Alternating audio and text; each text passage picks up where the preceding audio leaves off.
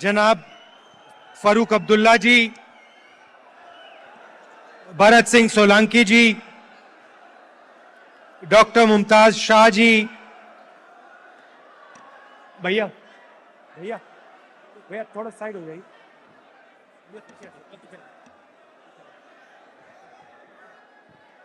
जनाब शाहनवाज चौधरी जी, जनाब शाबिर खान जी, जनाब इफ्तिकार अहमद जी, इंडिया अलायंस के सीनियर नेता, दोनों पार्टी के प्यारे कार्यकर्ता, प्रेस के हमारे मित्रों, आप सबका यहां बहुत बहुत स्वागत, नमस्कार।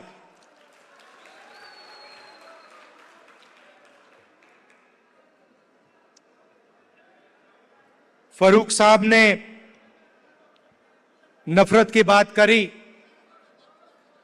और आप जानते हो कि बीजेपी के लोग, आरएसएस के लोग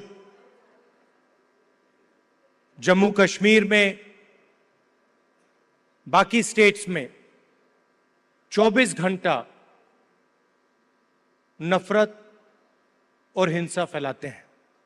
जहां भी ये जाते हैं, भाई को भाई से लड़ाते हैं। जम्मू कश्मीर में, उत्तर प्रदेश में, बिहार में, मणिपुर में, पूरे देश में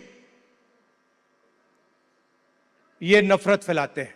इनका यही काम है और ये कुछ जानते ही नहीं है। ये सिर्फ नफरत फैलाना जानते हैं और इनकी राजनीति भी सिर्फ नफरत की राजनीति। आप जानते हो, नफरत को नफरत से नहीं काटा जा सकता है।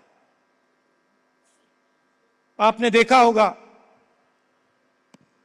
कि अगर कोई नफरत करता है, उसको नफरत से नहीं, सिर्फ मोहब्बत से काटा जा सकता है। और इसीलिए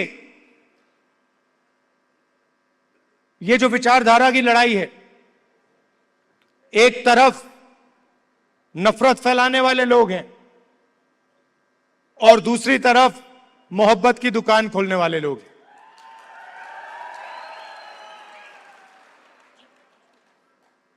कन्याकुमारी से कश्मीर तक हम चले,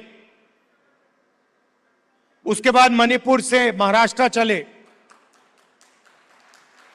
और एक ही मैसेज था कि नफरत से किसी को फायदा नहीं होता है। नफरत के बाजार में, हर स्टेट में हमने मोहब्बत की दुकान खोली। और आपने देखा होगा, जो पहले नरेंद्र मोदी थे, 56 इंच की छाती वाले,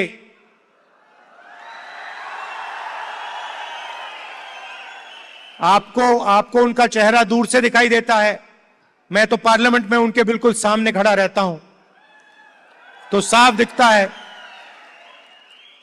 दिखता है कि वो जो पहले नरेंद्र मोदी थे, वो आज नरेंद्र मोदी नहीं बचा है। और आज जो भी विपक्ष करवाना चाहता है, हम करवा देते। वो कानून लाते हैं, हम उनके सामने खड़े हो जाते हैं, वो कानून पास नहीं करते हैं, नया कानून लाते हैं। तो जो कॉन्फिडेंस इनकी थी पहले, वो अब खत्म हो गई है। नरेंद्र मोदी जी को की जो साइकोलॉजी है, उसको हमने तोड़ दिया है।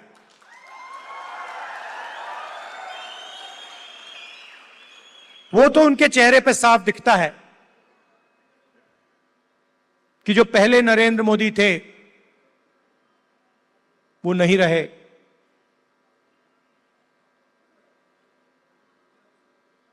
इलेक्शन के दौरान उन्हें कहा, जब प्रेशर बढ़ा, जब उन पे दबाव लगा, तो फिर चुनाव के दौरान उन्होंने कहा कि भाई मैं तो बायोलॉजिकल है ही नहीं, मतलब मैं बायोलॉजिकल नहीं हूं, मेरा डायरेक्टली कनेक्शन ऊपर है, मैं डायरेक्टली बात करता हूं।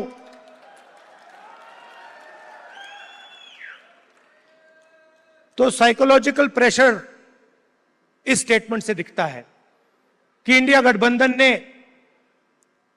नरेंद्र मोदी को हमेशा के लिए साइकोलॉजिकली तोड़ दिया है, खत्म कर दिया है। और हमने नफरत से नहीं किया,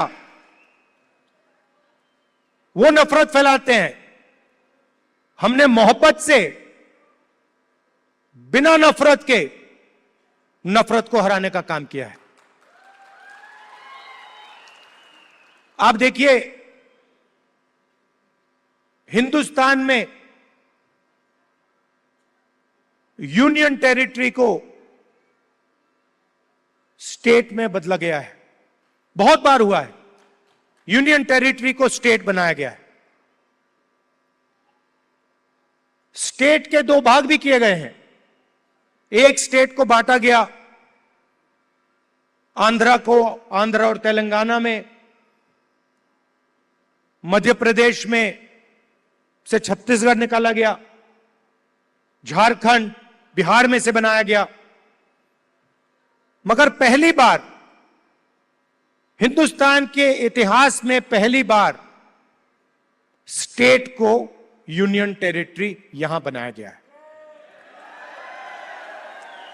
आपका जो हक है, लोकतांत्रिक हक है, वो आपसे छीना गया है। और यह पहली बार हुआ है हिंदुस्तान की हिस्ट्री में, पहली बार एक स्टेट से कहा गया है, जम्मू कश्मीर से कहा गया कि नहीं, अब आप स्टेट नहीं रहोगे, अब आप यूनियन टेरिटरी बनोगे।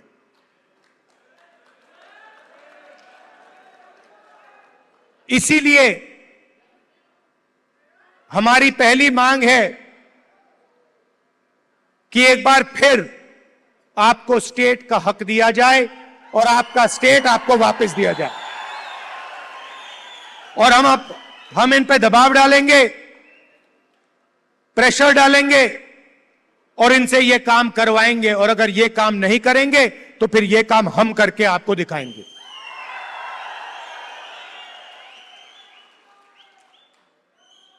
पूरे देश में नरेंद्र मोदी जी ने बेरोजगारी फैला रखी है।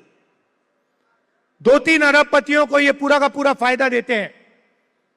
भाइयों और बहनों, 25 सबसे बड़े अरबपतियों का इन्होंने 16 लाख करोड़ रुपए कर्जा माफ किया है। आप सोचिए, 16 लाख करोड़ रुपए अदानी अंबानी जैसे लोगों का इन्होंने कर्जा माफ किया। नोटबंदी लागू की, गलत जीएसटी लागू किया, और जो देश को रोजगार देते थे, जो छोटे बिजनेस वाले थे, स्मॉल और मीडियम बिजनेस वाले थे, स्मॉल और मीडियम इंडस्ट्री थी, उनको सबको इन्होंने खत्म कर दिया। नतीजा यह है कि हिंदुस्तान में कहीं भी रोजगार नहीं मिल पा रहा है। और यही हालत यहां जम्मू कश्मीर में है।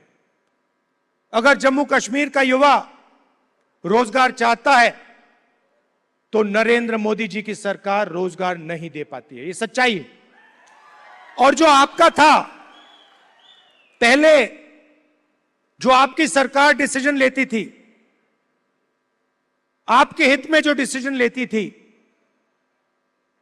आपके भविष्य को सोचकर जो डिसीजन लेती थी, आज बाहर के लोग निर्णय लेते हैं। आपकी सरकार को चलाने में आपकी आवाज ही नहीं।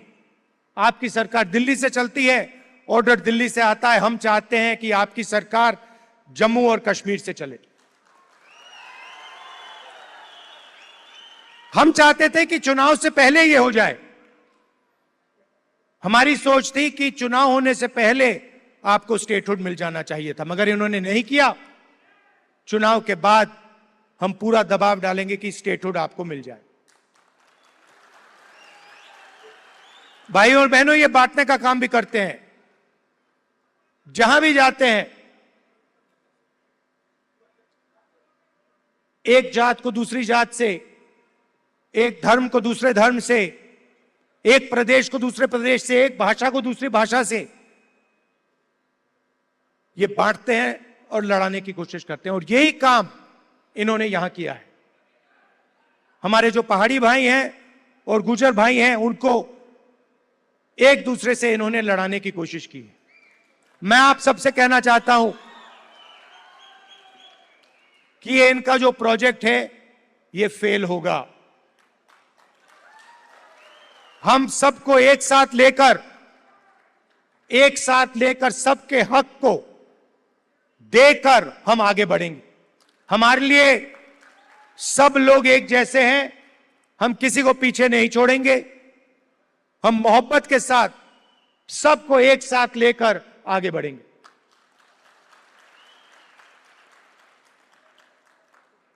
यहां पे कांग्रेस पार्टी के कैंडिडेट हैं, नेशनल कॉन्फ्रेंस के भी कैंडिडेट्स पास में लड़ रहे हैं।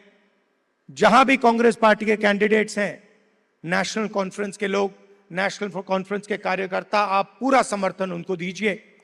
और जहां भी नेशनल कॉन्फ्रेंस के कैंडिडेट्स हैं, मैं कांग्रेस पार्टी के कार्यकर्ताओं से कहता हूं कि आप पूरे दिल से उनको समर्थन दीजिए और उनको जिताने का काम कीजिए।